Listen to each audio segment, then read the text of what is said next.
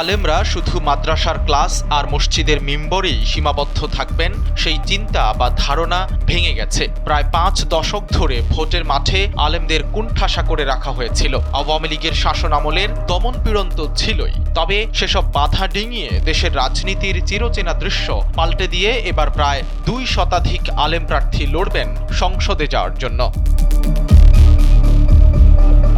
5 আগস্টের ছাত্র জনতার অভ্যুত্থানের পর মাদ্রাসার শিক্ষক, শিক্ষার্থী, মসজিদের ইমাম সহ সর্বস্তরের আলেম সমাজ নিয়ে প্রচলিত ধারণা ভেঙে গেছে। ফ্যাসিবাদের বিরুদ্ধে মাঠের সংগ্রামে তারা শুধু অংশগ্রহণই করেননি, নেতৃত্বও দিয়েছেন। সেই প্রভাব পড়েছে ভোটের রাজনীতিতে। অনেক আলেম এবার এমপি প্রার্থী হয়েছেন, জয়ের পথেও আছেন অনেকেই। আলেম প্রার্থীদের বিশাল বহরে সবচেয়ে এগিয়ে আছে বাংলাদেশ ইসলামী আন্দোলন। দলটির মিডিয়া সেলের তথ্য অনুযায়ী সারা দেশের 300-এর মধ্যে তারা সরাসরি প্রার্থী দিয়েছেন 259 আসনে। এর মধ্যে আলেম প্রার্থী প্রায় 120 জন। তালিকায় দেশ বরেণ্য প্রাজ্ঞ আলেম যেমন রয়েছেন, তেমনি তরুণ আলেম প্রার্থীও আছেন ভোটের মাঠে। আলেম প্রার্থীর তালিকায় এর পরের অবস্থানেই আছে ভোটের মাঠে বিএনপির সঙ্গে শক্ত প্রতিদ্বন্দ্বিতা গড়ে তোলা জামায়াতে ইসলামী। মোট 215 আসনে প্রার্থী দিয়েছে দলটি, তার মধ্যে 30 জনই আলেম বলে জানা গেছে।